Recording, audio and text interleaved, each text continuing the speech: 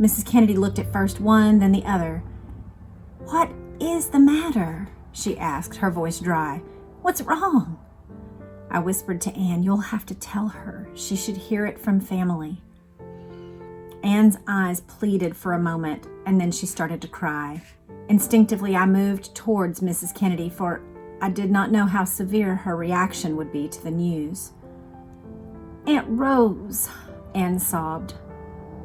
"Jack's been shot." Mrs. Kennedy's eyes clouded. Then, without making a sound, she turned and started back to her room. Her hand trembled ever so slightly as she pressed her fingers against her temple. Slowly, she faced us again. Her voice was hollow but steady. "Don't worry," she said. "We'll be all right. You'll see."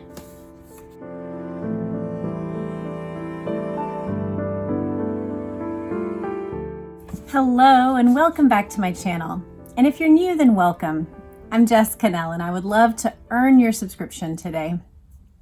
Well, we are in the middle of what I have called Kennedy Weeks, and I hope you're enjoying it. I know if you are not here with us, if this is your first time, you can go back and see we have done a ton of various elements of digging into the Kennedy assassination.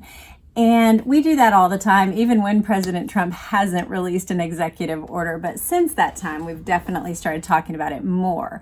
So as I was thinking through what to focus on with you guys during these weeks, this book kept coming to mind. It's called The Kennedy Case, The Intimate Memoirs of the Head Nurse to Joseph P. Kennedy During the Last 8 Years of His Life by Rita Dallas, RN. And then Janira Ratcliffe, I believe, helped her write it. I actually haven't looked into that. I think maybe she's like not a ghostwriter, but like a helper to help write it. But Rita Dallas is the one who is his head nurse. And so, but I kept thinking, we should read this book. We should read this book. I've actually read sections of it. It's very conversational. It's very fascinating. It tells a lot about his medical condition, etc. But what I've decided to do for our purposes is I have selected 5 different chapters, and that is going to be the next 5 episodes that we are going to do together. The first 2 are about the Kennedy assassination, the JFK assassination in particular. And so that's what we're going to start today. The next one is about Bobby Kennedy's election and then his assassination. And then we will have either 1 or 2 more that include Teddy Kennedy's kind of perception as a possible political candidate or presidential candidate, and then what happened at Chappaquiddick. So those are the 4 or 5 next episodes that you can expect. The reason why I decided to do that from her perspective is this. She is an outsider giving us an insider's view to relational dynamics, actually the physical and mental state of the family patriarch, as well as conversational elements that have been really interesting to me. Like, she captures their cadence, the way that they spoke, the relationships between various people. And I think it'll give us also a good look at some of the side players that lived at or visited often to the Kennedy's Hyannis Port residence there. But still have the inside track on what's going on. So without further ado, we are going to get into her very first chapter. This is how she opens her book. And then, I don't know if you can see this. So this is the first time where she starts of November 22nd, 1963, the day that Kennedy was shot. But then she goes through all of this before this next tab, which is the next one I have flagged, where she talks about the day after his assassination. So all of this middle material is the material about his her role at their home, his physical condition, and various things going on with the Kennedys, even just the excitement of various elections and that sort of thing. So it's a really interesting book. We're not going to get through all of it right now, but we will start with page 1 today. I will never forget the morning of Friday, November 22nd, 1963. Hyannisport was wrapped in a damp, gray overcoat of fog. During the night, a cold, suffocating mist had moved onto the Cape, enveloping it in a dismal shroud of shadows. As I walked toward the lumbering white house at the foot of Scudder Avenue, I saw its windows dotted with morning lights that wavered in the fog, signaling that inside the usual routine of the day was beginning. Mrs. Kennedy's car was idling on the Circle Drive, with Frank, the family chauffeur, waiting patiently behind the wheel, and I knew she would soon be leaving for Mass, as she had every morning since I had come on to the Kennedy case. In the kitchen, the staff was working quietly during the first morning hours. It was too early for temperaments. No one sulked or brooded as the day got underway, but I knew the house well, and I knew how its occupants could flare up in anger or frustration. It was a complicated household, vacillating between two mistresses, Mrs. Joseph Kennedy and her niece, Anne Gargan. I just want to stop right there and say Mrs. Joseph Kennedy would be Rose Kennedy. That's Joseph P. Kennedy's wife. Okay, this is Rita Dallas, his nurse, who's writing this book. This is Joseph Kennedy. His wife, Rose, is who we are speaking of. And then they also had her sister's daughter staying in their home to care for Joseph Kennedy, and was more of like a companion and someone who was tuned into his emotional desires, whereas Rita Dallas was hired as an actual nurse for his medical needs. But this is the family tree of the Kennedys. So we have Joseph P. Kennedy, who this book is written about, and his wife, Rose. And then they had their 9 children. And so those are the main players of who is in this book. But Anne Gargan is also, for those of you who know, she's the sister of Joey Gargan, who was the cousin that was at Chappaquiddick with Teddy Kennedy much later. Okay. It was a house full of division, lonely in the stark loss of its once virile and decisive master, Ambassador Joseph P. Kennedy. In his suite on the 2nd floor, Mr. Kennedy began his day quietly. He eyed the November sky through the window beside his bed, and I could see he was wondering when the fog would burn off. He was especially concerned about the weather on this particular morning because Anne was leaving for Detroit on the afternoon plane to visit her relatives. At first, it seemed doubtful if the weather would clear for her flight, but as the morning passed, the fog thinned, and her departure was on schedule. Her luggage had been stacked in the hall, and only last-minute odds and ends were left to be done. Anne was excited about her trip, and her aunt was particularly pleased that she had been successful in persuading her to take it. Ever since his stroke, Anne had kept an almost neurotic vigil over the ambassador.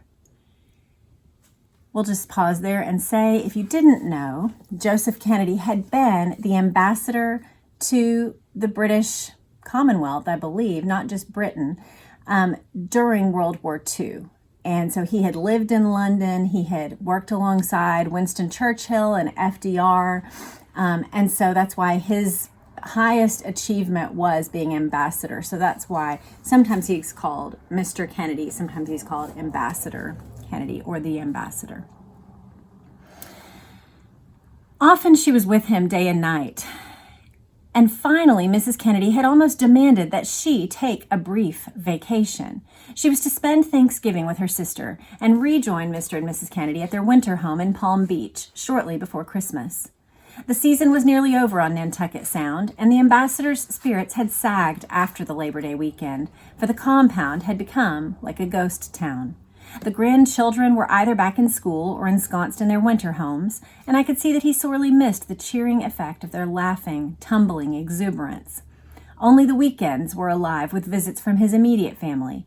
John, Bobby, Teddy, Eunice, Jean, and Pat would return regularly, bringing with them the vitality that had become synonymous with the Kennedy name. And he would absorb their energy when they visited. The early autumn days with their soft, warm air had often left him sluggish and susceptible to blue moods. A recent November cold snap had revitalized him somewhat, but it was still a lonely, desolate time of year on the Cape. Mrs. Kennedy ached from the cold, moist air and anxiously yearned for Thanksgiving, for that meant they would soon close the Hyannis house and head for the warmth of a Florida winter in Palm Beach. Preparations had been made for the annual Thanksgiving Day festival. The whole Kennedy clan would arrive from around the country, bringing sons, daughters, grandchildren, and an entourage of welcome guests. The holiday was always enriched by birthday parties for the president's children. John was going to be 3 on the 25th, and Caroline was turning 6 2 days later. It would be a boisterous, freewheeling holiday full of Irish humor and family devotion. It was also to be a celebration of the 3rd anniversary of the presidential election. One of the things that's unique about Joseph P. Kennedy was his thirst for the presidency. He actually wanted to be the first Irish Catholic president. And when he took the wrong side, really, in World War II, he had taken the side of appeasement and so encouraged Britain and America to basically go along with Hitler, that he could not be stopped, that he was kind of a force to be reckoned with, and we better just take the best shot that we can at a future with Hitler because there was no way around him. That was Joseph P. Kennedy's view. And once it was clear that Churchill and FDR were going to fight, Joseph fell out of favor. And actually, FDR kept Kennedy in London longer to kind of keep him from being able to work political persuasion in America because his point of view was so anathema to FDR. So he did not get to be president. So then the mantle passed to his eldest son, but his eldest son died in World War II. And then the presidential ambition mantle passed to the shoulders of JFK. I often saw the ambassador looking out his window at the White House trailer parked in the drive behind his son's house. He would also sit long hours staring at the presidential flag, which flew proudly from the tall staff in the front yard when John Kennedy was at the compound. The trailer and the flag were symbols which filled Mr. Kennedy with pride because they were tangible proof that he had fulfilled his lifelong ambition to have a Kennedy in the White House. We had not seen the president for nearly 2 weeks, and I remember him affectionately teasing his mother during his last visit. "You're getting to be just like a mother hen," he said jokingly. He tried to make light of her worries, but every day we could see she was getting more and more concerned. "Do you think he looks especially tired?" she would say. Or, "My poor son, so much responsibility, and there is no way for his father to help him now." I don't know if you've ever heard an interview with her, but I am actually underdoing the babiness of her voice. She has a very tiny, thin, metallic sounding voice. And so anyway, that's why I'm doing that. I'm trying not to overdo it at all. In fact, I think she's far beyond what I just described. Although I understood her worries, I had never seen a happier man than John Kennedy. It seemed to me that the role of the President of the United States was made for him. And although he often seemed exhausted, I saw a tremendous joy and fulfillment flowing through him at all times. Therefore, when Mrs. Kennedy and I would talk and she would express her fears, I did what I could to lift her spirits. She was restless, though, and retained a unique maternal instinct that grew more and more pronounced as his tenure of office wore on. Despite my efforts to reassure Mrs. Kennedy, there was something about the memory of his last visit 2 weeks before that hung like a shadow on my mind. Even though his own house was still open and filled with the usual entourage of guests and dignitaries, he had spent most of his time with his father. They absorbed the football games on television and often sat quietly together, father and son, comrades, friends. The president seemed determined to share these hours with his father and neglected his guests to do so. He had arrived Friday evening and was expected to leave by mid-afternoon on Sunday, but over the weekend his father had taken a cold. So on Sunday morning, the president was at his bedside. They had breakfast and lunch together, and the president decided not to leave until late in the evening. This was an unusual, unscheduled decision. It meant a late return to the White House, but he brushed all else aside to remain at his father's beck and call. It was just before dusk on Sunday when we heard the helicopters landing on the front lawn. The president lingered over his father's bed to kiss him goodbye. He promised he would be back as soon as he returned from his appearances in Texas. I remember clearly how he paused in the door for a moment, dwarfing it with his size. Then he waved his hand slightly and was gone. As soon as the door to the elevator closed, Mr. Kennedy began tossing his head and motioning toward the balcony. I asked him if he wanted me to move his bed to the window so he could see his son depart, and he nodded vigorously. Because of his stroke, Mr. Kennedy's speech was severely limited, but we had developed an ability to communicate by signs and gestures over the 2 years I had been with him. It was the custom of the staff and members of the family to gather on the front lawn to watch all presidential arrivals and departures. Therefore, there was no one left in the house to help move his bed. Using the house phone, I called the downstairs porch and requested an aide to come up. In a few minutes, we had the ambassador rolled to the balcony doors. We positioned him so that he had a clean, unhampered view of the lawn. We waited and waited and waited. The aging man kept craning his neck, mumbling to himself, obviously impatient at the delay. His eyes were riveted to the helicopter, his face twisted in deep frowns of concern. I could almost hear his thoughts. Where is he? What's wrong? Lost in his thoughts, he did not hear the elevator door open. I looked over my shoulder and saw the president. He silenced me by pressing his fingers to his lips. After walking softly to the bed, he touched him lightly on the shoulder. "Look who's here, Dad," he said. He bent down, put his arms around his father, and kissed him again. He then walked rapidly back to the elevator, motioning for me to follow. At the door, he whispered, "Mrs. Dallas, take good care of Dad till I come back." The door closed before I could answer him. I stood at the ambassador's bedside, and together we watched the president walk across the lawn. He turned once, the cold November wind churning a fury about him, and looked up to our window. Even though he could not see his father, he waved with a high, wide salute, and Mr. Kennedy raised his hand in a silent farewell. The helicopter lifted off, taking him to Washington, where he was to meet Jackie. Together, they were going to Palm Beach for a few days' rest before the trip to Dallas. After the president's departure, the household staff had been busy right up to the morning of the 22nd, preparing for the Thanksgiving holidays. That's something that I forgot as I was reading through the magazines immediately following the president's death.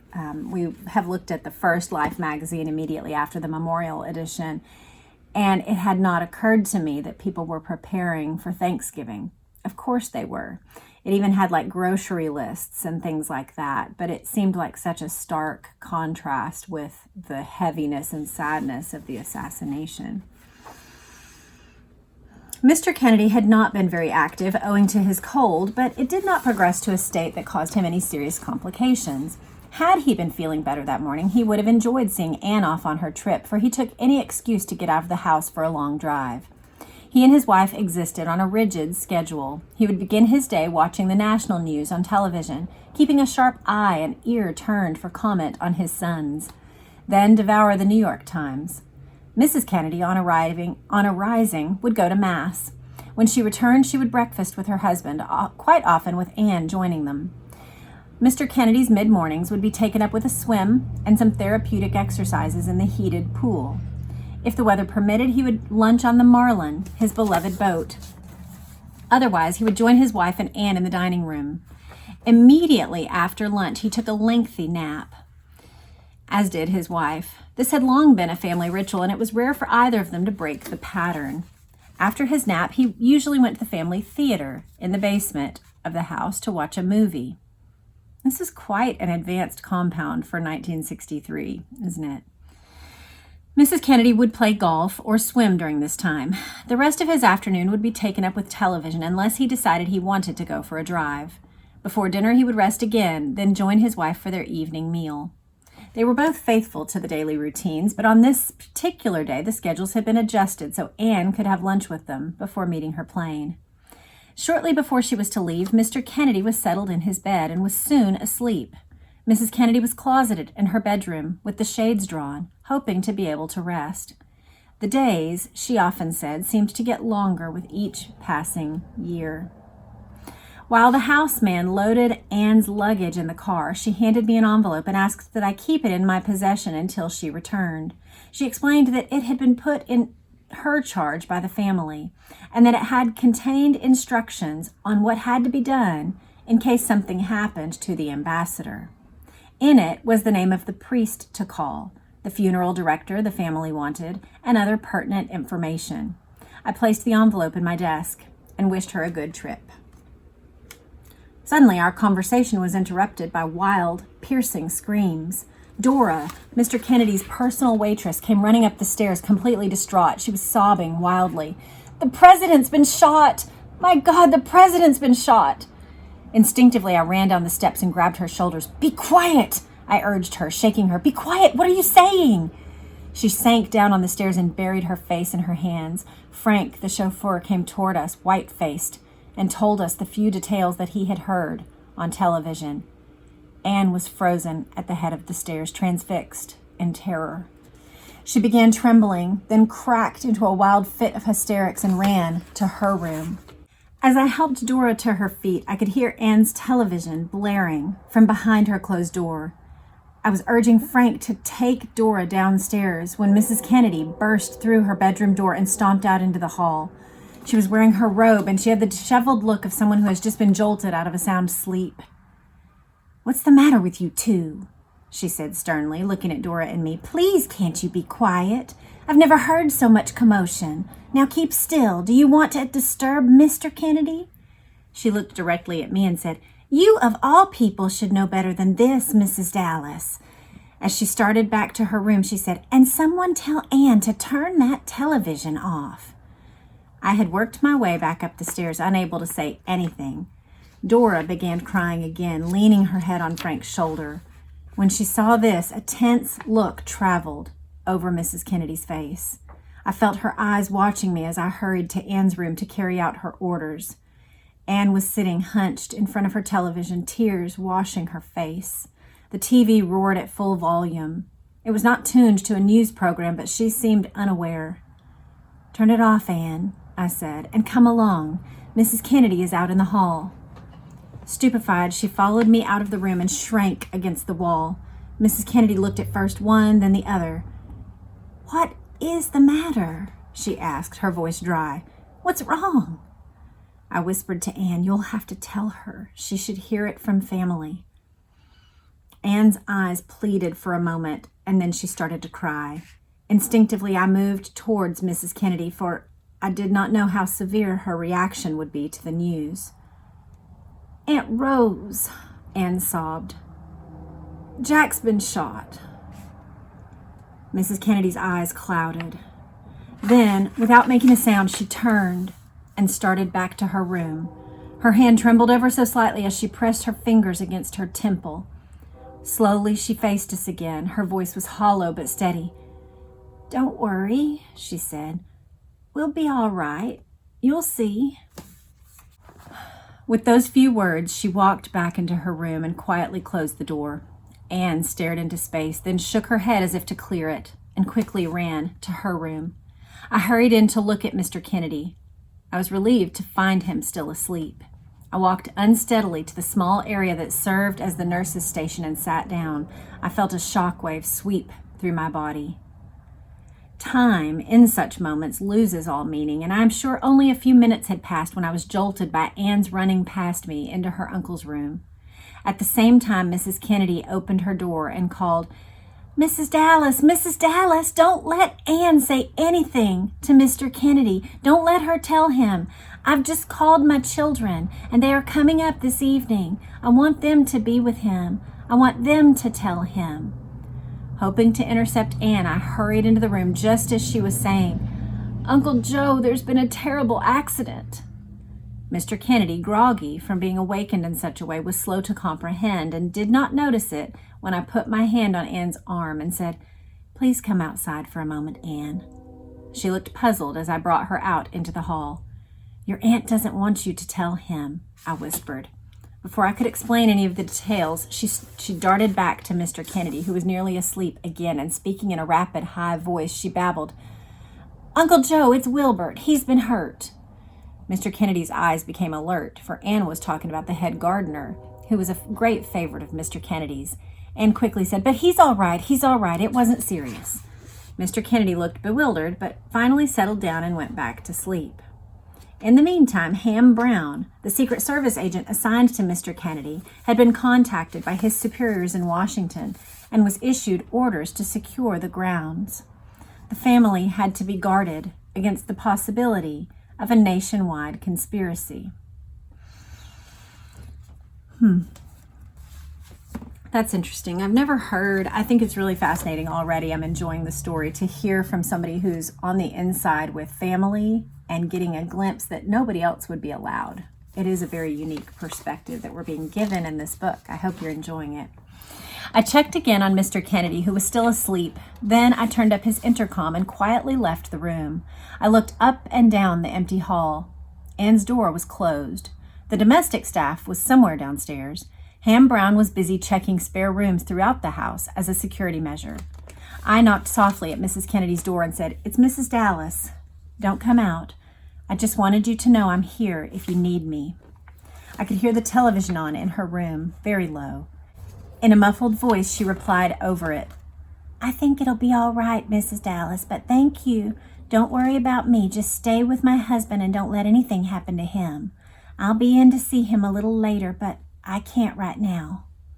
As I turned away, I heard her say, "Perhaps you should call Dr. Bowles and see if he can be here when our children come." I returned across the hall to my station, and keeping a sharp ear for Mr. Kennedy lest he should awaken, I called Dr. Bowles in Boston.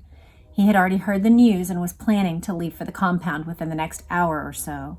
He inquired after Mr. Kennedy and first directed me to keep him under a mild sedation, but when I explained that some of his family would be arriving early in the evening, he adjusted his order. We had to be extremely careful in the dosage administered to the ambassador, for he never liked to be tranquilized. The rapid effects of some medications upset him, for he was a man who, despite the serious nature of his illness, rebelled at heavy sedation. He always wanted to be alert and aware of what was going on. My conversation with the doctor was cut short when I heard Mr. Kennedy calling me over the intercom. When I went in, he seemed in good spirits and indicated that he wanted to see a movie. I phoned for Frank to come after him. "I can't face the boss," he said at first, but in the end he came and put up a courageous front. Frank had worked for the ambassador for a long time, and they were close friends. Usually they chatted pleasantly, but Frank was full of tension, trying to cover his feelings. However, if Mr. Kennedy noticed, he gave no indication. But there were other things out of the ordinary. The 5 phone lines coming into the house had begun to ring insistently, and Mr. Kennedy cocked an eyebrow questioningly. I motioned Frank to get him on the elevator as fast as he could. As soon as they were on their way, I sat down at my desk and began answering the phone. Unfortunately, there was no one else to take the calls because Mr. Kennedy's secretary had left for the day to attend her sister's funeral. It was up to the rest of the staff to handle the crisis. Captain Baird, pilot of Mr. Kennedy's plane, the Caroline, phoned from Hyannis Airport to say he had Eunice Shriver's luggage. He asked if I could send someone for it. He told me that she and Teddy were coming in on an Army transport plane and would be arriving shortly. His orders from the Attorney General, which is Bobby Kennedy, were to stand by the Caroline. Father Kavanaugh, former president of Notre Dame and longtime friend of Mr. Kennedy, called to say he was coming in that evening to stay with Mr. and Mrs. Kennedy as long as he was needed. A moment or two later, a call came from Cardinal Cushing, who wanted to know if he should come to the compound. He said that he had been asked to offer the Mass, and it was then that I knew that the president was dead. In less than half an hour, Mr. Kennedy became restless at the movie, and I received a call from his aide warning me that he was afraid he could not keep him there much longer. Agent Brown was in the room with me when the call came, and he immediately decided to jimmy all the television sets, for we knew that when Mr. Kennedy returned from the movies, he would immediately want to watch his usual afternoon programs. When a second call came that Mr. Kennedy was insisting on returning to his room, I went after him. In the elevator, he motioned that he wanted to get off on the first floor. He then wheeled himself into the small study. When the television did not come on, he was quite angry, and he signaled for me to get someone to fix it. Agent Brown and Frank busied themselves pretending to make adjustments. We were all terribly anxious, for Mr. Kennedy was becoming impatient. He began beating his left hand on the arm of the chair. After a few minutes, he indicated he wanted to go upstairs to his own bedroom and watch from there. We held our breath, for we knew that he would probably explode when he found out the set in his bedroom was also out of order. All of us were extremely tense, but to our surprise, when the television tube remained dark, he merely shrugged and motioned for a magazine. Fortunately, Mr. Kennedy's secretary had heard the news report and returned to the house immediately after her sister's burial. But later, Mrs. Kennedy, sensitive to another's grief, told her to go back to her own family. "They need you too," she said. Mr. Kennedy was an extremely perceptive man, and he could not help noticing that something was amiss in his house. For one thing, Anne had not left as planned, and this must have puzzled him. Also, Mrs. Kennedy, without showing any visible effects, had frequently come into his room just to say a word or two. This was very unusual, for Mrs. Kennedy rarely departed from her normal schedule. However, although he seemed puzzled, Mr. Kennedy did not become disturbed, to our great relief. Time again lost its meaning, but when the afternoon nurse came on duty and assured me she could handle Mr. Kennedy without help, I decided to get out for a while. I wanted to take a walk. I needed time away from the house and its trembling tragedy. I walked across the lawn and the icy wind bit into my face. The air was brittle and harsh. As I walked, I saw Mrs. Kennedy huddled on the back steps of the president's house. She wore her old familiar black coat pulled tightly around her shoulders. The wind ripped loose strands from her hair and her face was hidden in the shadows. "Mrs. Kennedy," I said softly, approaching her. She raised her eyes. They were hollow and dim. "I had to get away," she said. "I know, but it's terribly cold. Shouldn't you come in?" "I walked to the beach for a while, but the sound of the ocean against the breakwaters was so rough, angry in a way." She shivered. It was not good for her to sit in the damp air. "Let's go in," I suggested. "I'll fix you a strong cup of tea." She pushed herself to her feet wearily. As we walked back to the house, I told her the doctor would be in and assured her that Mr. Kennedy's condition was stable. She thanked me by resting her hand on mine. It was as cold and as brittle as the air. "It's so hard," she groaned. "So hard." But her eyes were dry, and I knew that only in the privacy of her room, where she could pray alone, would she give in to her deep grief. Neither her family nor the rest of the world would ever see her falter. That was something we were told in Ask Not about Mrs. Kennedy, about Rose, that I believe Jackie Kennedy, in like 25 or 30 years of close connection, only saw her cry 2 times, that she was not a particularly emotional or tearful woman. Once, after looking in on Mr. Kennedy, she had whispered to me, "I'll be back shortly as soon as I compose myself." That was the only time I saw an indication that she might break. Dr. Bowles had arrived by the time Mrs. Kennedy and I returned to the house. He and the Secret Service agent sat in the nurse's room. The afternoon nurse was not having any trouble with Mr. Kennedy, so I sat with them and waited. None of us spoke. We were each lost in our own thoughts. Then I saw Eunice racing up the stairs. She never entered a house or a room. She exploded into it. She stomped up the steps angrily, cold fury written on her face. She shook off her mink coat and threw it over the banister. She ran her hands over her face, then motioned to her brother Teddy, who was hesitating on the stairs behind her. The senator came up slowly, his face white, his eyes glossy with tears. They stood for a moment in the nurse's station and spoke to us. Teddy pressed his lips together and then gave a long, trembling sigh as Eunice asked about her father. Dr. Bowles told them that he had not seen Mr. Kennedy because we wanted nothing unusual to disturb him. We knew he would have questioned the doctor's visit. He then suggested that I go in with them to watch Mr. Kennedy while they told him. Eunice gave her brother a firm look, and he straightened his shoulders and walked behind her into their father's room. I felt that the ambassador should be left alone with his children at this time, but I realized that I had to be there in case of an emergency.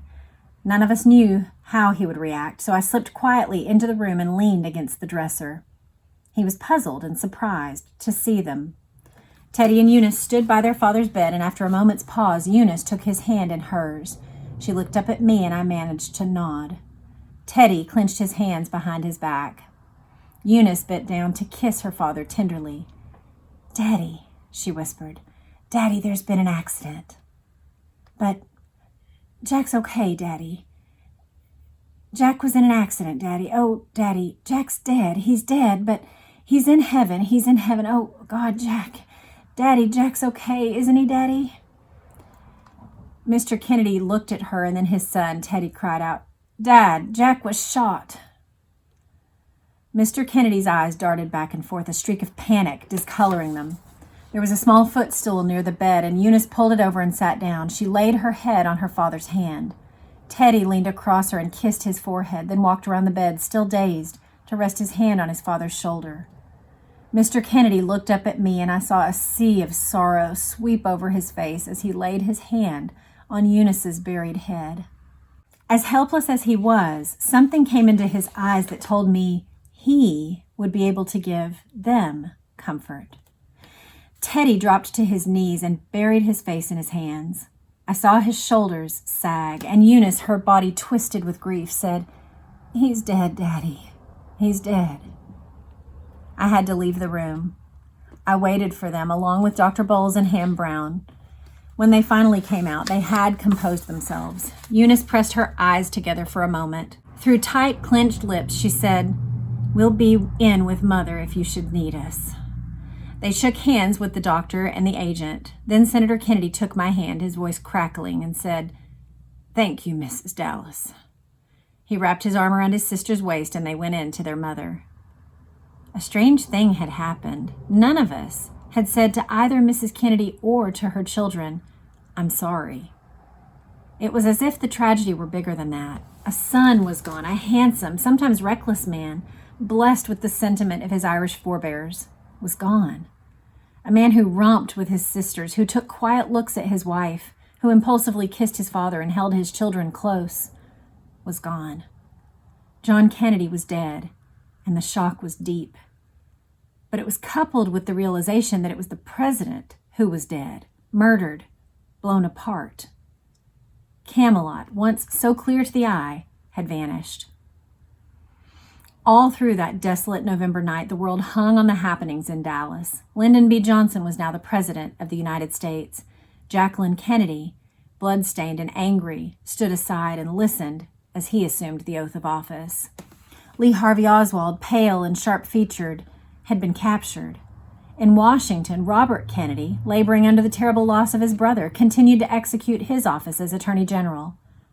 The body of John F. Kennedy was returned to the Capitol, and the probing eye of the television gave to the world a picture of a young widow, caked in dried blood, standing in the doorway of the plane with her hand resting on her husband's casket. Questions that only history can answer began to creep into all our minds. Why? Who? And at Hyannis port, the wind died. From the cold Atlantic waters, an impregnable fog slid across the Cape, and a small light burned throughout the night in Mrs. Kennedy's bedroom. Before dawn, she slipped across the hall and went into her husband. There were no words to be spoken between them. He could do nothing to lift her burden. But their eyes met, and these two people, dimming with age and bewildered in their grief, found comfort together. That's the end of chapter 1 of The Kennedy Case by Rita Dallas. Very heavy. Some of the things that I noticed was the strength of Eunice Kennedy. I don't know much about her, but that she came in with a blazing, fiery personality. She reminded me a little bit of how I've heard Kik described, the sister who had died during World War II. And then Teddy's lack of moral strength and emotional strength, and yet that by a look from Eunice, he was kind of pulled into line to tell his father. I think it's interesting how many servants there are, how many various shifts and people coming in and out of the home. It sort of reminds you of like a British, upper class home from the same time period. Anyway, let me know what else you notice in the comments. I hope you're looking forward to the other chapters. Like I said, the rest that we're going to read are going to be the follow-up from what happened immediately after this day at the compound, and then the Robert F. Kennedy assassination and the Teddy Kennedy Chappaquiddick episode. I will show you a few of the photos here. So some of the things that are being talked about in this episode. Here is Joe Kennedy with Cardinal Cushing and Rita Dallas, the nurse who's in question. No, this is not Rita Dallas. This is Rita Dallas here, and this is Ann Gargan. So Rita Dallas is back here, the nurse, and that's Cardinal Cushing with Joe Kennedy. And then here's Hyannisport, Bobby Kennedy's house. That's the Palm Beach estate. This is Mr. Kennedy with Patricia Kennedy. This is the president with Mrs. Rose Kennedy. And here's some of the pictures of the sons, the two sons. So next time when we come back, we will get day 2, what happened on November 23rd with the Kennedy family as told by the family nurse. I hope you enjoyed the story. Let me know in the comments, and we'll see you back next time. Have a great day. Bye.